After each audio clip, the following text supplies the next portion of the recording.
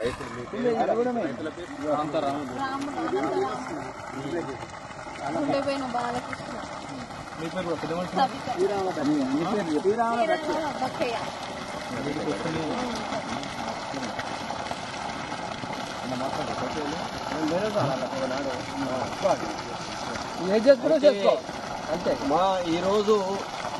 ఇక్కడ చౌటుప్పల మండలం ఆరేగూడెము శివార్లో ఉన్నటువంటి వ్యవసాయ బావి దగ్గర మేము ఉన్నాము.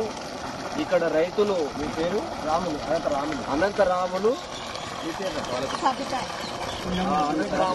గుండెబైన సబిత, బాలకృష్ణ, వీళ్ళందరూ రైతులకు సంబంధించినటువంటి పంట పొలాలు చూడడానికి వచ్చాము. ఇప్పుడు ఈ నీళ్లు మేము నోట్లో పోసుకున్నాము. చాలా భయంకరమైనటువంటి నీళ్లు, మొత్తం కెమికల్ బారుతున్నటువంటి నీళ్లు ఇవి. ఈ నీళ్లు ఇక్కడ పక్కన ఉన్నటువంటి దివీస్ కంపెనీ చుట్టుపక్కల పరిశ్రమల నుంచి వస్తున్నటువంటి కాలుష్యపు నీరు. ఈ నీటి ద్వారానే పంట పండుతున్నది. ఈ నీళ్ల ద్వారానే పశువులు, ఈ నీళ్లు తాగలేక పశువులు చనిపోతున్న పరిస్థితి ఉన్నది. అందుకే ఇంత భయానకమైనటువంటి పరిస్థితుల్లో ఇక్కడ రైతాంగం జీవిస్తున్నారు. అందుకే ఈ నీళ్ల విషయంలో ప్రభుత్వం కూడా పరిశ్రమ అధిపతులతోటి లాలూచిపడి, ఇక్కడ ఉన్నటువంటి అధికార యంత్రాంగం లాలూచిపడి వీళ్లపై కనీస చర్యలు తీసుకుంటున్నాయి. ఈ నీళ్లు ఆ దివీసి యజమాని వచ్చి నీళ్లు నోట్లో పోసుకోవాలని చెప్పి నేను కోరుతున్నా. అలాగే ఇక్కడ పరిశ్రమ వాళ్ళు వచ్చి ఒక్కసారి కనీసము ఒక్క బుక్క నీళ్ళను నోట్లో పోసుకోగలుగుతారా? ఇంత అన్యాయమైనటువంటి పరిస్థితి రైతాంగానికి దాపురించింది.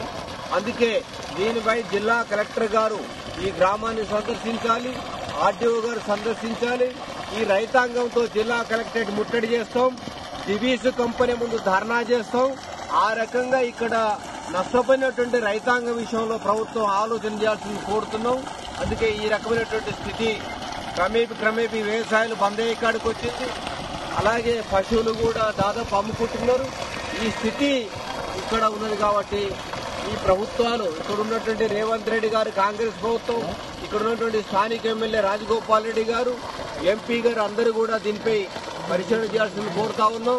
సిపిఎం పార్టీగా మేము ప్రజా ఉద్యమాన్ని చేస్తాం. ఇక్కడ ఉన్నటువంటి రైతాంగాన్ని అందరినీ కూడా సమీకరణ చేస్తామని చెప్పని తెలియజేస్తున్నాం.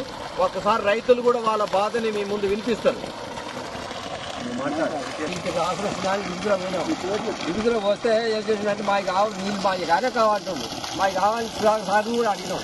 అడిగే ఓ డాక్టర్ రమ్మన్నాడు, ఒక డాక్టర్ రమ్మన్నాడు, 3-4 సార్లు పోయినాం. పోతే మాకు కానీ కావాలి, నువ్వు ఏం చేసుకుంటావో చేసుకోపో మాకు అన్నట్టు. ఈ నీళ్ళు నువ్వు మాకేం ఇవ్వద్దు, నువ్వు ఇచ్చి నువ్వు వచ్చి ఫసల కాడ చూసిపోవాలి, నువ్వే చూసిపోవాలి. నాకు 4 బోర్లు ఉన్నాయి, ఒకటి కాదు 4 బోర్లలో నువ్వే చెక్ చేసుకోవాలి చెప్పి నువ్వు నాకేం ఇవ్వకుండా వాళ్ళు ఫసలకు పోతే మనం నేను కొనుక్కొచ్చి పోస్తున్నా ఫసలకు. ఆ ఫసలు చేస్తే చూసి బాగా చూసుకోవాలి. నువ్వు నాకు ఏం ఇవ్వకుండా నువ్వు చెప్పిన